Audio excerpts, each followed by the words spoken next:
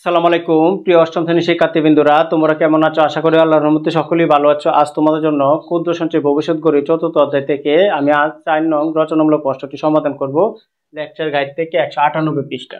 আমরা আগে ডাকটা ভালো করে পড়ে বুঝে তারপর অঙ্কটা সমাধান করব। এখানে দেখো, শিপ্রা বড়ুয়া কোনো ব্যাংকে 3000 টাকা জমা রেখে, এই যে 3000 টাকা জমা রাখছে, মনে রাখবে ব্যাংকে জমা রাখলে এটা আসল 2 বছর পর, এটা এর মান 2 বছর পর মুনাফা সহ এত টাকা পেয়েছে। এখানে আসল দেওয়া আছে, এখানে পির মান দেওয়া আছে, তারপরে এন এর মান দেওয়া আছে, তারপরে আমাদের বলছে এই মুনাফা আসল এত টাকা পাইছে। এখানে আসলও আছে, মুনাফাও আছে। ক নম্বর বলছে সরল মুনাফার হার নির্ণয় করো, মানে কি আর এর মানটা নির্ণয় করতাম। তাহলে এখান থেকে আমাদের সুদের মানটা মানে আয়ের মানটা বের করে নিতে হবে। তাহলে আমরা এটা সাইড নোট দিয়ে করে নিব, যেহেতু মুনাফার হার সরল মুনাফার হার নির্ণয় করার লাগে বলছে, আমরা সরল মুনাফার হারের সূত্রটা প্রয়োগ করে নিব। আমরা লিখে নিব, আমরা জানি ক নম্বর দিয়া আমরা জানি সরল মুনাফার হারের সূত্রটা হবে সরল মুনাফার হার।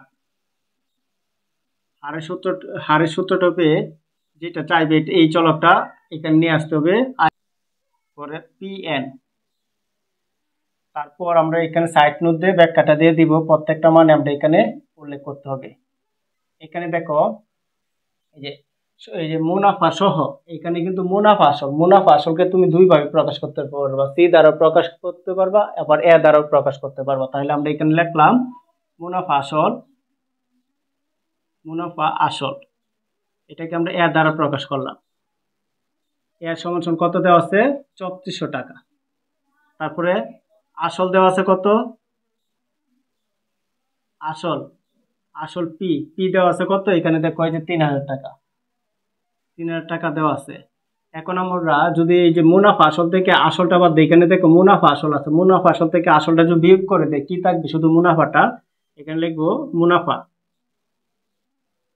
মুনাফা আয় সমান সমান 3400 বিয়োগ 3000। এই যে মুনাফা আসল থেকে আসলটা বিয়োগ করে দিছি, তাহলে মুনাফাটা পেয়ে গেছি 600 টাকা। 3600 থেকে 3000 গেলে কত থাকবে? 600 টাকা থাকবে। তারপর আমাদের এই যে সময় এন সমান সমান কত বছর? এই যে 2 বছর, সময়টা দেওয়া আছে 2 বছর।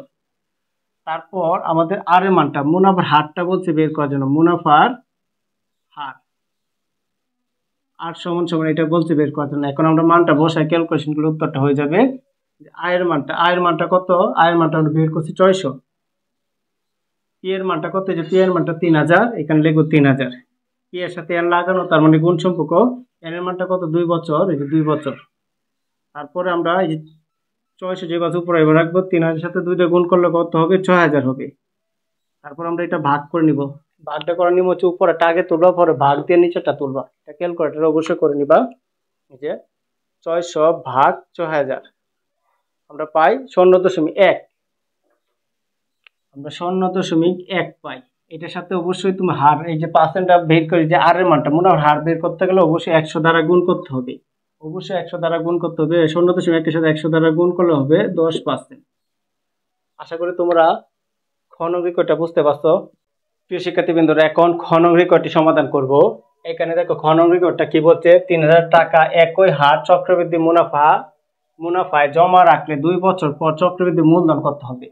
এখানে একই হার বলতে আমরা যে ক নাম্বার মধ্যে যে হারটা বের করছে এটা এখানে এনে করতে হবে। তাহলে প্রথম আমরা খ নাম্বারটা লিখে নিব, ক হতে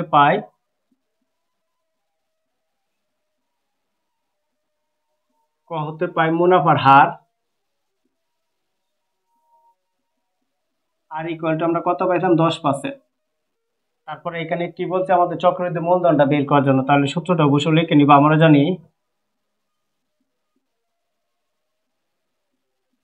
চক্রবৃদ্ধি মূলধন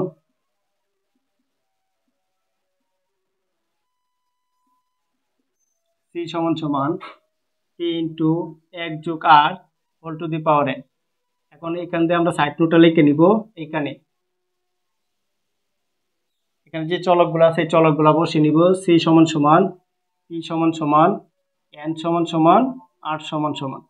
দেখো সির মানটা কিন্তু দেওয়া নেই, এখানে বলতে চক্রবৃদ্ধি মূলধন কত এটা বের করার জন্য এখানে প্রশ্নবোধক চিহ্ন দিব। আর পির মানটা যে 3000 টাকায় যে যেটা আছে যে ব্যাংকে জমা রাখছেন এই আসলটা এখানে ধরার জন্য বলছে 3,000 টাকা। তারপর তারপর এন এর মানটা কত বছর? 2 বছর। 2 বছর এন দ্বারা সময় বছরকে বোঝানো হয় সময়। তারপরে আর এর মানটা এই যে কত পাইছি আমরা একই হার বলে দিছি, একই হার 10%। 10%, তাহলে আমরা পার্সেন্টের জন্য নিচে 100 আনবো আর উপরে হবে 10। 10কে যদি 100 দ্বারা ভাগ করি তাহলে 0.1 হবে। কারণ আমরা এটা মানটা বসে ক্যালকুলেশন করলে আমাদের উত্তরটা হয়ে যাবে, পির মান হচ্ছে 3000। তারপর 1 যোগ আর এর মানটা হচ্ছে যে 0.1, এন এর মানটা হচ্ছে 2 বছর। এটা যদি তুমি ডাইরেক্ট ক্যালকুলেটর করে নাও তাহলে উত্তরটা হয়ে যাবে। তাহলে দেখো এটা কিভাবে হবে, 3000 ব্র্যাকেট 1 যোগ 0.1 ব্র্যাকেট পাওয়ার 2 সমান চাপ দিলে হবে 3630 টাকা। উত্তরটা হবে 3630 টাকা। এটা আমাদের চক্রবৃদ্ধি মূলধন, এটা আমাদের আনসার। আশা করি প্রিয় শিক্ষার্থীবৃন্দরা আমার এই অঙ্কটি বুঝতে পেরেছো। প্রিয় শিক্ষার্থীবৃন্দরা আমার ক্লাসটি যদি তোমাদের ভালো লেগে থাকে তাহলে অবশ্যই আমার চ্যানেলটি সাবস্ক্রাইব করবে এবং লাইক শেয়ার কমেন্ট অবশ্যই করে নেবে। আসসালামু আলাইকুম।